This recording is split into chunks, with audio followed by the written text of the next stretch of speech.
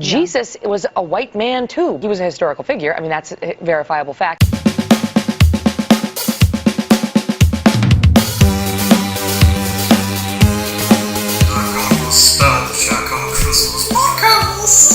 Hello again. Welcome to the penultimate episode of the Godless Spell Checker Christmas podcast. Penultimate means next to last. That concludes this episode's educational content. We'll have another guide to the gods, courtesy of God Checker. I'll be speaking to Simon in the Bible Belt, but first up...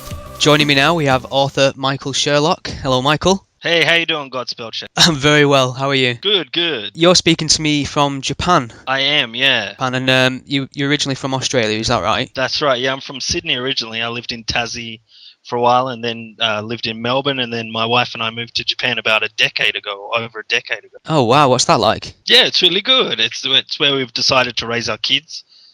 There's not many Christians this way, or not many Muslims as well. It's always a bonus. So people are pretty peaceful by and by. Yeah. Excellent. Okay, well, I was hoping if you could just talk a little bit about your work, what your books are about, and what you're hoping people can learn from them. My books are focused on uprooting religion, basically, and it's not something I'm deluded I think we can achieve in this lifetime, but I want to really attack religion. I want to add to the attacks on religion. And so I started with Christianity. And my the 3-volume book series I've written, I Am Christ, is a 3-volume attack on the Christian religion. And the first volume, I Am Christ, The Crucifixion, Painful Truths, attacks the Gospels. It attacks the historicity of Jesus. It also looks at belief from a neuroscientific point of view, a neurological point of view, and a psychological point of view, and tries to instill some seeds of doubt in the theist reader before they go into reading about all the terrible truths of their religion, like the forgeries that exist within their Gospels, the forgeries that the Christians took part in to try and make Jesus a more historical character than I think he really was, and those sorts of things. So I try and talk about confirmation bias, cognitive dissonance, disconfirmation bias, psychological adaptational strategies that believers use to keep their beliefs intact despite strong evidence to the contrary, and things like that. And I bring in a few sociological and social psychological studies to demonstrate these points and get them really, questioning themselves. Because I think doubt is a healthy thing. I see faith as the great enslaver, but doubt is the great freer of humanity, I think. I think we could all do with a few more doubts. Absolutely. I always find historicity is a really tough subject to talk about, even with atheists in a certain sense. There seems to be a universal acceptance among atheists as well that Jesus is historical fact. It's the divinity of Jesus that's up for debate, when really the actual historicity of the man is very flimsy in itself. It is. I agree completely. I don't think when we're dealing with ancient history, we can't say Jesus was not a historical person. Full stop. End of discussion. Don't talk to me, because when you're dealing with ancient history, you're not afforded the luxury of those kind of certainties. History is not a physical science. That is, you can't add A chemical to B chemical and get X result every time. You're dealing with sources, and with regards to ancient history, you're dealing with ancient sources. So you can't be certain either way. There are many problems with the historical Jesus. I wouldn't say that there was not a historical Jesus, but I'd also say I don't believe there was a historical Jesus, meaning I have insufficient evidence to form a belief that a historical Jesus existed. I'm talking a mundane human, barefooted guy. No, I don't believe it. It could have been, but I don't believe it. The reason why is because we have no sources from the first century, credible sources that attest to his existence outside of the Gospels. And Gospels, in my opinion, are unreliable as history because they're affected by bias. They're religious manifestos. They're religious texts. They're not historical, impartial, and unbiased historical documents. They're affected by forgeries. They contain forgeries, interpolations, like the woman taken in adultery, the story, of the woman about to be stoned for adultery. That's a forgery that came into the Gospel of John later on. The final 12 verses of Mark are forgeries. They were added much later on as well.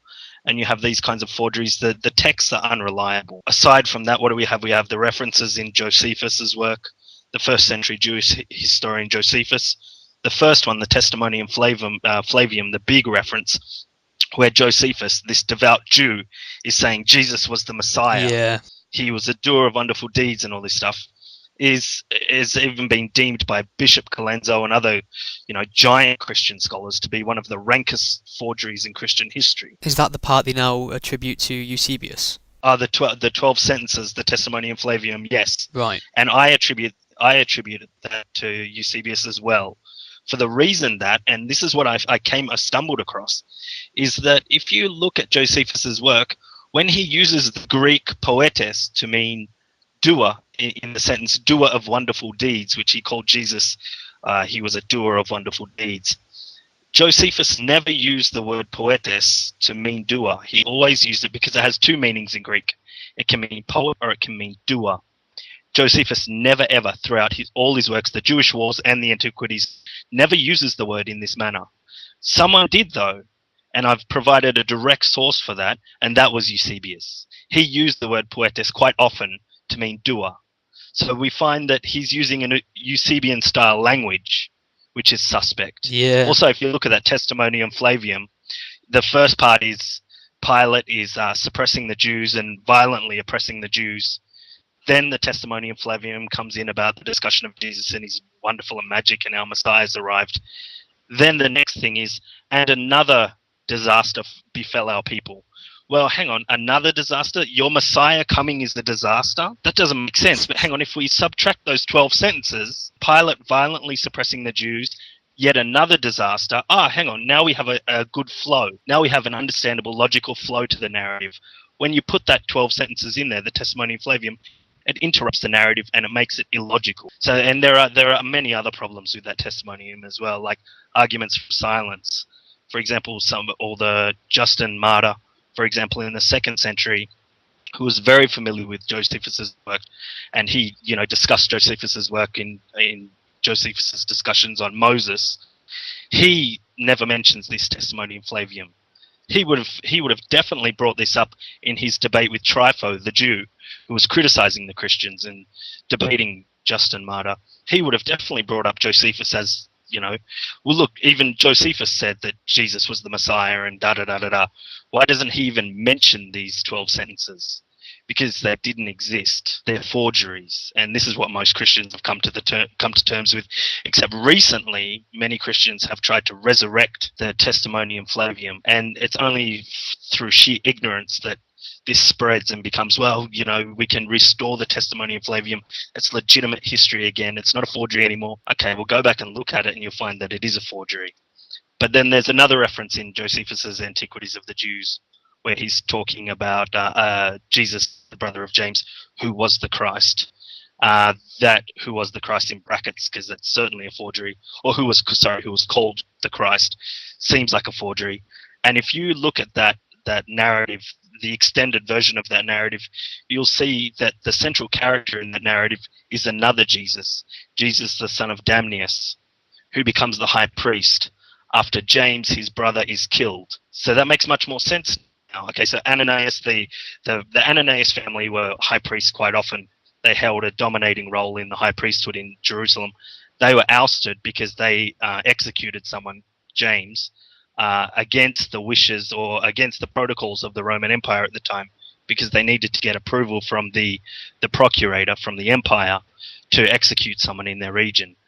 Ananias, the high priest, didn't do that, so everyone protested that, well, they've executed James, and so who do they put in power after executing James? Jesus, the son of Damnius. So that Jesus, the son of Damnius, was subtracted, and who was called Christ was inserted. And all of a sudden we have Jesus, the brother of James. Well, in the Gospels there was a Jesus, the brother of James too. He was the main character. James was a Christian, a follower of Jesus. Why would the Jews be protesting his execution? The Jews hated the Christians. There's over 20 Jesuses in Josephus' Antiquities of the Jews. Different Jesuses. So the contradictions are rife. I mean, going back to what you were saying about how history works, obviously, like you say, it's not a science, and I personally would probably come down on the side that there probably was a Jesus-type figure. I'm sure the truth probably lies somewhere between he didn't exist and he was just a man. Yeah. That's a rational conclusion. But the fact, when you couple in the idea that there's many natural explanations for the origin of the Jesus myth as well, I think you can probably rule out Son of God confidently. What? Yeah. No, he could turn water into wine, though. Yeah. Well, it is in the Bible. Walk on water. Yeah. I mean, the fact that these many reports of miracles make the entire thing unhistorical, to be fair, as well. That's where scholars like Bart Ehrman, who I have a great respect for, and I cite his work quite a lot. I disagree with him on this issue, but he does make a great point. He's a great scholar. He says that, okay, you can't rule out a historical Jesus simply because the narratives contain these mythological components or these legendary components. It's like there's a story of George Washington. I can't remember the story. It's something about a tree and a coin.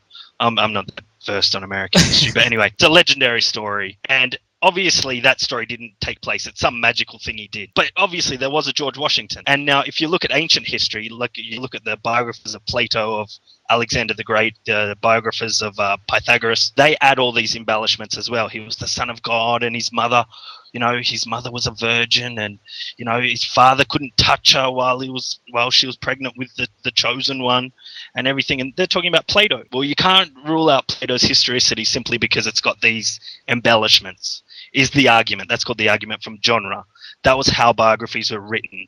It was just their way of saying he was a really swell guy. Let's add a few nice little gratuities to his narrative so that we can make him look a bit better than he really was. It'd certainly make Wikipedia more interesting if we kept to that imaginative way of collating history. People read Michael Sherlock's 3-volume series and they sprouted wings and could fly. That's what I want people to be. Let's keep that on the record, because like 10,000 years from now, when they dig up this little voice bite, they're going to be like, wow. I think the fact that miracles or accounts of miracles pretty much stopped being believed at the invention of the video camera. You couldn't pull a stunt like Christianity or Islam or Judaism in the 21st century anymore, because things are just electronically documented every minute of every day. It's exactly right. And there's one of the Professor Elizabeth Van Diver, she's a scholar of classical mythology. She talks about one of the elements or criteria of myth is that it's set in the remote past. And the reason for this is, well, you can't disprove it. It's so far gone. You're talking about, say, the flood, Noah's flood, or the flood of the ancient Babylonians, which is exactly the same earlier telling of the same story. You're telling these stories so remote, in so remote a period, that you can't disprove it. You can't get access to it. Okay, tell that story now. See, there's this guy, he can turn water into wine, he can do all this, Oh, yeah? Where does he live? Oh, he just lives down the road down there. Okay, let's go check it out. Let's video it. No, he can't be videoed. He doesn't like to be videoed. That's the only problem. Yeah. Okay, well, I just want to see it. And he doesn't do it while you're watching. It's just, no, you can't pull that off. You're right. Myth has been debunked, and myth as well. Myth is very valuable. It's the ancient science, isn't it? I mean, and there's quite a bit of wisdom in some of the myth. But as soon as you start mistaking it for history, or trying to pass it off as actual history, that's where you create a stupid society. If I was to say my focus, or my gripe, or the thing that annoys me in life, is supernatural claims or lack of skepticism. It wouldn't necessarily be religion as such, but it just seems the biggest arbiter of supernatural claims and ones that correlate to the most harm. Yeah, I agree. I completely agree with you. I mean, I think if we could just get religion put on the same level as everything else we apply skepticism to. I certainly agree. We need a lot more skepticism in our society. Even on the atheist side of it now, I think, like someone will say, Isis was a virgin before Mary was, and she's the archetype that Mary was based on. Now, I agree with this, and I've written quite a lengthy article with primary source material showing this. But if you're just telling me because Bob down the road told you, then that really irritates me. That you haven't gone, if you're going to say something like this, check it out for yourself. Don't just adopt it because someone who you like, who you share the same values with, said it to you. No, be skeptical. Be skeptical in every direction. I mean, this is what being intelligent's all about. I think it was Robert Anton Wilson who said that, belief is the death of intelligence. It's once we believe something, well, we don't need to investigate it anymore. Before you form a belief, put some actual thought into it. And even then, you don't need to form a belief. Just have a scale from possibility to probability. The most craziest things go on the lowest scale of possibility, and the most reasonable and rational evidence-based things go on the top part of the probability scale. Crunchy peanut butter is better than smooth peanut butter. That's right up there. Yeah, absolutely. I know. I mean, Yeah. it would be a depressing irony if atheists were all singing from the same hymn sheet without any. I mean, what I did like to see recently was I don't know if you're familiar with is it Joseph Atwell? Oh, the Caesar's Messiah guy. Yeah, is he the chap that's just claimed, which coincides coincidentally with his latest book, that he's got evidence that the Romans fabricated the story of Jesus? Yeah. And yeah, well, the reaction from the atheist I spoke to anyway was sounds a bit conspiracy theory. We need more evidence anyway, which is quite positive.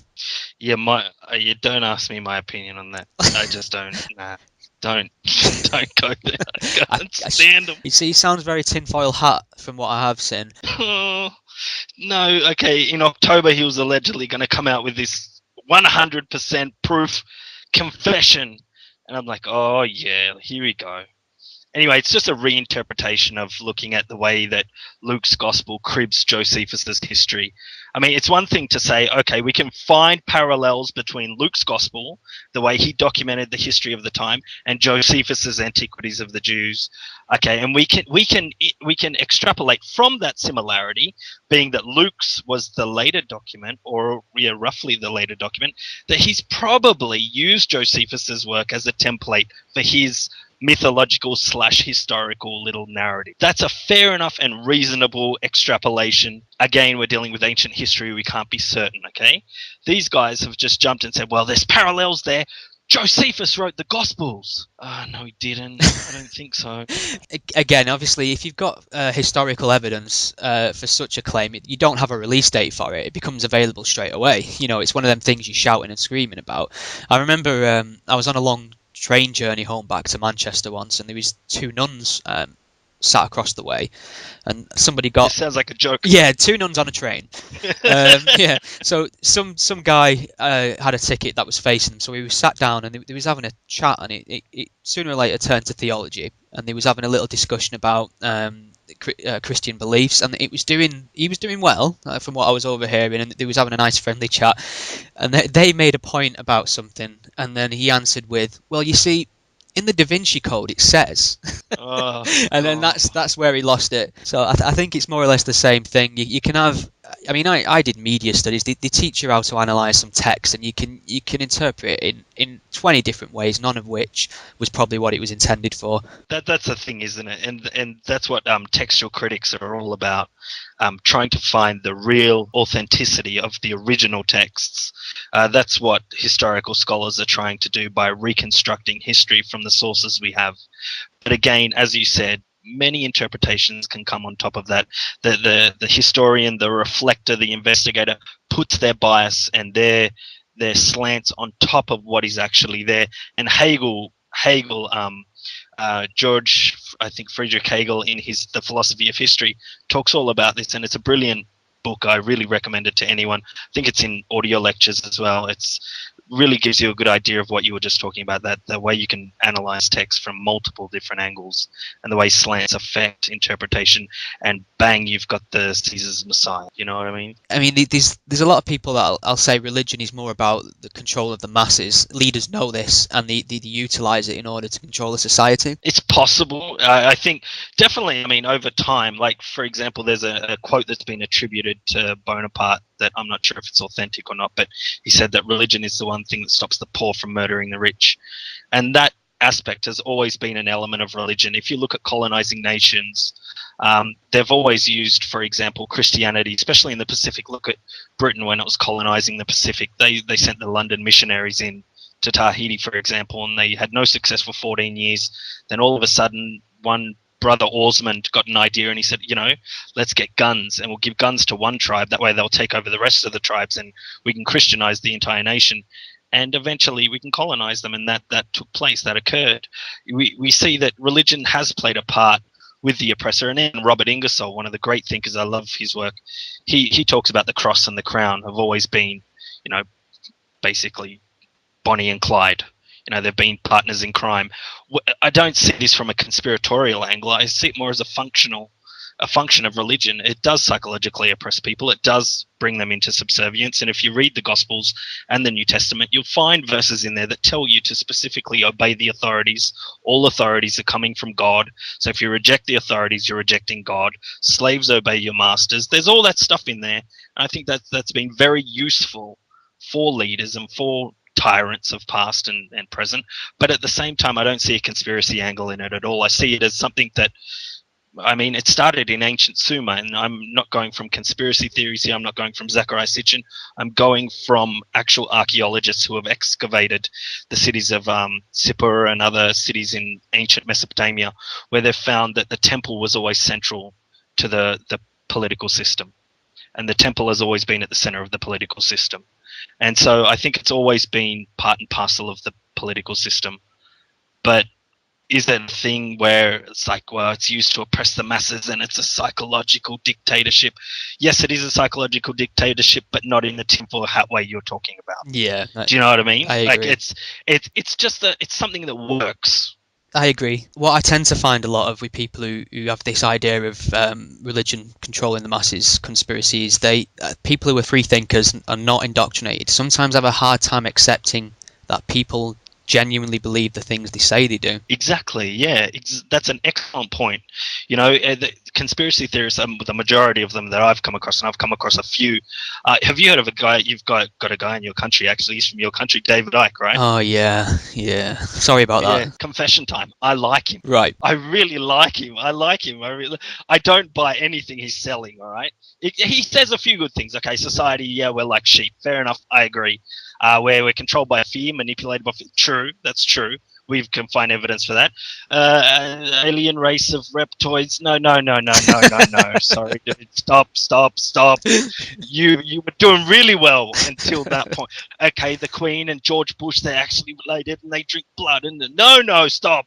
I've told you to stop half an hour ago. Stop. Yeah. And he just keeps like a tsunami of just unsubstantiated claims. But I really do like him, and he actually published one of my articles, and now I'm fending off people who think there's EMF waves getting into our nostrils and the Illuminati are controlling your mind, Michael. It's like, no, they're not, because they don't exist, you idiot. That's just what someone from the Illuminati would say. And one of them accused me of being Illuminati. Oh, that doesn't take long. Yeah, he goes, how can you know this much about ancient mythology and all of this stuff if you're not Illuminati? I said, because I read books. Yeah, it's nice to have fans, but I think it's nicer to have the right fans. I'm tired of truthers and religious people, and I really like them. I like them at their heart. I like them. I just don't like all the bullshit that's on top of them. The problem is, I mean, a conspiracy theory takes 20 seconds to invent, and it'll take years to debunk, and people just don't have the energy to spend the next decade debunking 9/11 conspiracy theories or moon landing hoaxes and things like that. Did you see the one where the planes disappear into the building? It didn't actually happen. I've seen all this. I mean, these things are on YouTube, so it's fact. Yeah. I have no patience for conspiracy theorists. I mean, I'll argue with Twitter over a space of 6 days with a theist. As soon as there's a conspiracy theorist, that I block straight away. All right, Michael. Well, it's been an absolute pleasure, and thank you very much for talking to me. No problem at all. Thanks very much for having me. If you've got any questions for Michael, you can find him on Twitter at Sherlock Michael. Joining me now, all the way from the US of A, we have Simon. Hello, Simon. Hi, how are you? I'm very well, thank you for asking. How are you? I'm great, thank you. Whereabouts in the US of A are you? I live in a place. It's near Asheville, North Carolina. Which where I live is in Western North Carolina, which is definitely in the deep Bible Belt, as we call it here. But Asheville has a pretty large population of kind of ex-hippies and progressive types, and so there's this strange mix where I live that the locals around here that don't like the outsiders or the godless types. They refer to Asheville as the cesspool of sin. It was actually one of our local state legislatures referred to us as a cesspool of sin because of we do things like art and care about the environment. Yeah. Yeah, I'd wear that accusation with pride. Oh, absolutely. There, you can buy a T-shirt that says it around here. Actually, yeah. One thing that really fascinates me about the States, which is best entertainment I get all year, is keeping my eye on the war on Christmas. The Keep Christ in Christmas is, worn on T-shirts. It's on bumper stickers. The whole thing around here, and people get very defensive about it. And even just the use of Xmas as opposed to Christmas really riles people up. It's pure entertainment. I think Fox News going into overdrive is some of the best TV is possible to have. Well, and their people love it. I mean, the people that watch that they love it. It's they know their audience. I'll give them that. What do you look forward to about Christmas? Is there anything that means Christmas to you more than other things, or? To me, Christmas is kind of an excuse to indulge in some of the physical aesthetics. All of the senses. You kind of as far as the sights go, you put your tree up, and I love where I live, it snows, and there's something lovely about coming in at night and putting the fire on and having the tree lit, and I love the idea of there's certain things you might eat at Christmas. The Terry's dark chocolate orange things that you break open. It's just a time of year that you get to do something that you otherwise wouldn't. And some of the music is nice. You wouldn't want to hear it all year round, but for someone like me, who sort of lives in this outpost of hardcore Christianity, it's an excuse to talk to friends and that you haven't talked to in a year, and and talk to some family members that you might otherwise never phone, and that kind of thing. So it has its positives. I mean, it's interesting what you said about the aesthetic aspect of it. I mean, there is something quite visually striking about this time of year when you have a layer of snow down, or the leaves are off the trees, and that all adds to the festive season, and that's in no way, shape or form related to any religious. No, exactly. And my big thing I get a big kick out of is, every other church around here sets up a nativity scene, and some of them have living nativity scenes where there's actually people dressed up as Arabs and with live sheep and goats and things. It's like animatronic or actors. Exactly, it is. And the most bizarre thing is, you think, what would it, assuming there was actually something that happened 2,000 years ago in the Middle East, it wouldn't have looked anything like, there weren't Christmas trees and snow going on, No. Did they go with the whole light hair, blue eyes, light skinned Jesus? Oh, of course. Yeah, absolutely. Yeah, I mean, he, Jesus is Justin Bieber with a beard or something, isn't he? Yeah, it's That's a terrible thought. In England, just leading up to the Christmas months, the confectionery seems to triple in size. I think it's almost reached the point where it's touching on the American standard size now. Well, it's funny. My mom she's English, and so she lives here now too, obviously. But she mailed me an advent calendar today. And so it came in the post today, and the thing, is absolutely. I mean, the construction of this thing was terrible, and so there's about 25, pieces of broken chocolate on the bottom of this thing, and probably chocolate made in China that's horrible to eat. So it's kind of doing a disservice even to the taste side of it. Yeah, I mean, it's the Germans that are responsible. They invented the advent calendar, and then somewhere along the line, it got outsourced to China, became a British favourite. But them things are awful. The many disappointing morning of opening a door on one of them and the chocolate not being there because it's fell. Exactly. And it tastes like cardboard anyway. Yeah, it is. It's horrible. It's horrible. And my wife will eat anything that's sweet. She won't even touch the advent calendar chocolates. Is there anything that you can think of that sort of really winds you up about Christmas? Well, yeah. I mean, there's God, I mean, if you get me going, there's a lot of things that do annoy me about it. But it's a lot of it's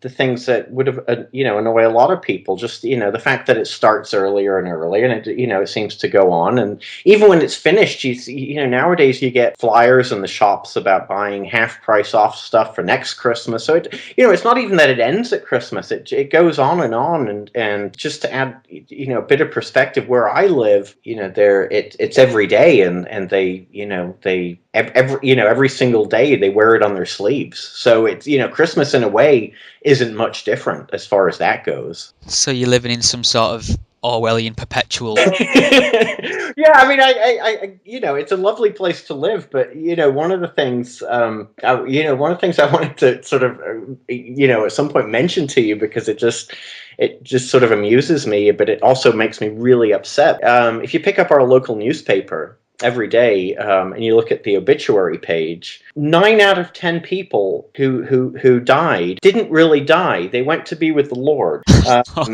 or they were welcomed into the bosom of Jesus or something. And the worst thing is, if they're a child, they weren't a child that died horribly, and it's a big tragedy. They were an angel that God missed or something, and wanted that child back with him in heaven, kind of stuff. But this is in the newspaper every day in black and white in the obituaries, and it's just unbelievable to me. It's odd that religion sort of promotes the idea that the best possible thing to happen to you is death. It's death, yes. Awful message to be sharing. No, it is. It does seem to focus your attitude and attention a bit more if you sort of realise this isn't sort of a dress rehearsal. Yeah, and I think there's more of a burden on you to actually, to do good. Again, this might be a bit of a topic change, but the idea of the environment and things like that. I mean, and animals. Yeah, I mean, I talking of animals, I recently went through the Old Testament again. I do it every now and then just to make sure that, yep, it's still crazy. But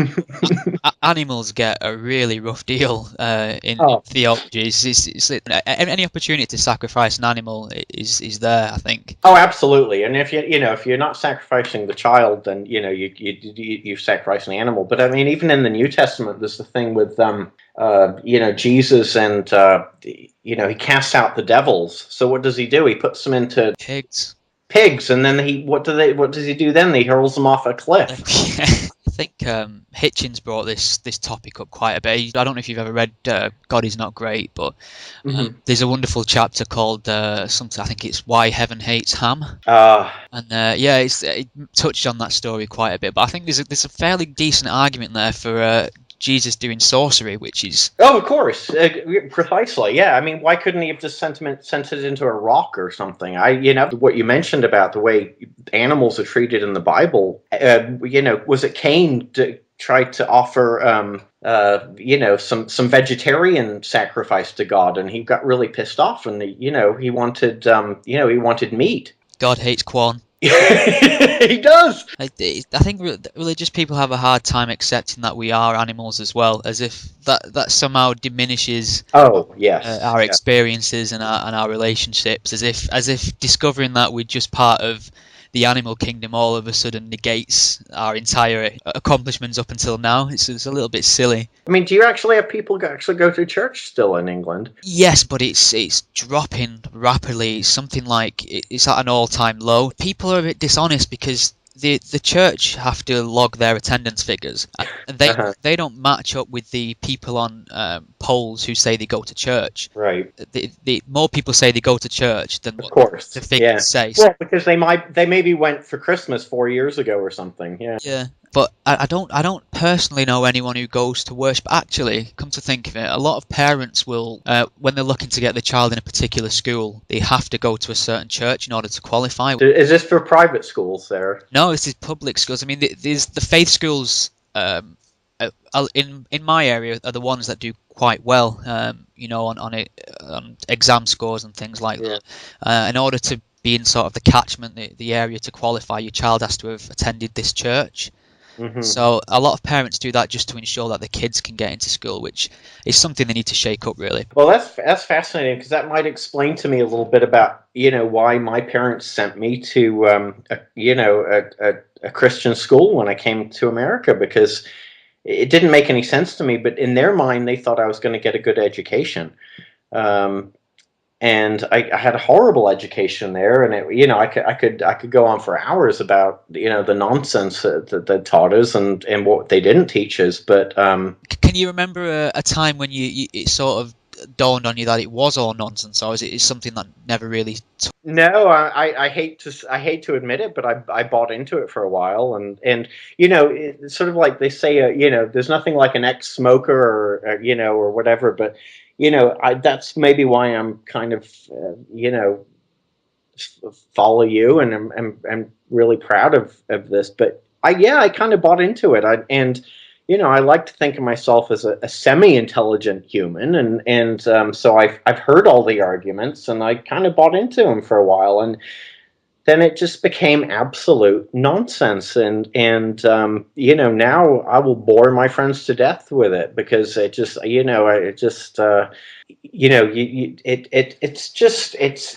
far as a moment, no, there wasn't a moment, but it's just all of it is just, and the more you know it, and I think that's what you're good at is, the more you know it, the more nonsensical it becomes.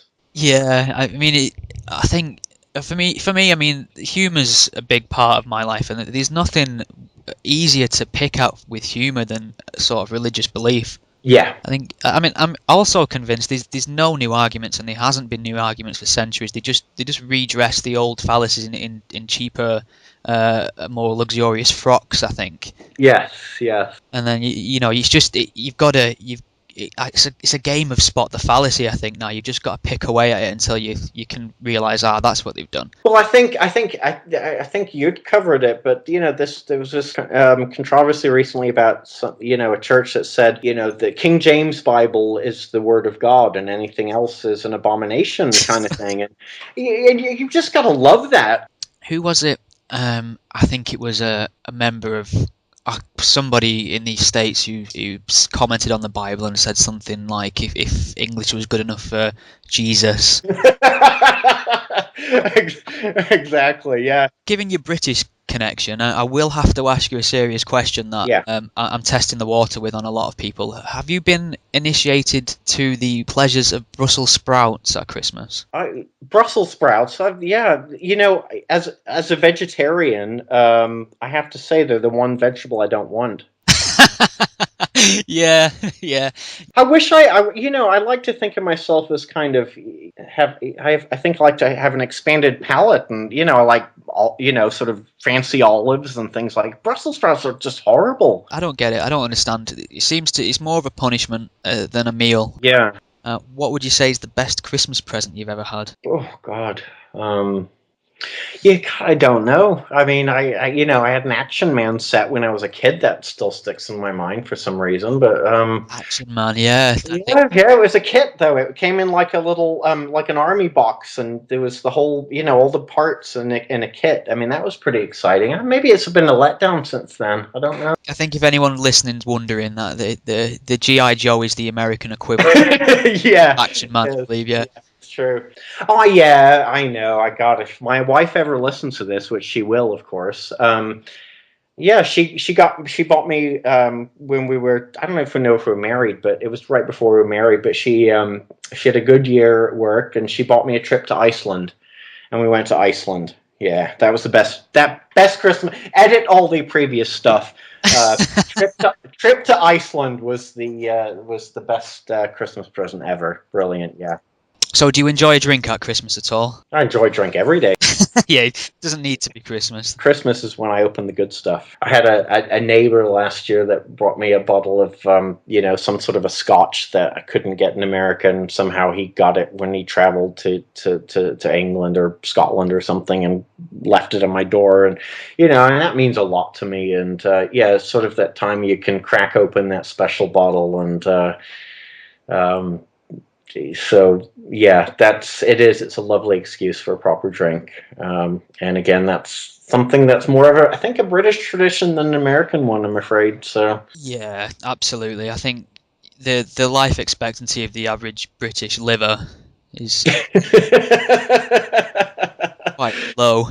Well, thank you so much. It's been a real pleasure, honestly. No, thank you. You're an absolute gentleman. Thank you so much. No worries. Speak to you soon. All right, cheers. Bye-bye. Thanks for listening. Before I pass you over to Godchecker, please remember to leave a review or a rating in iTunes or Stitcher.com. I think we've all learned something here today. Godchecker. Saturnus, the god of Christmas parties. He is basically an agricultural god who made good. Saturnus was an old Italian deity in charge of harvests, with a winter feast day in December.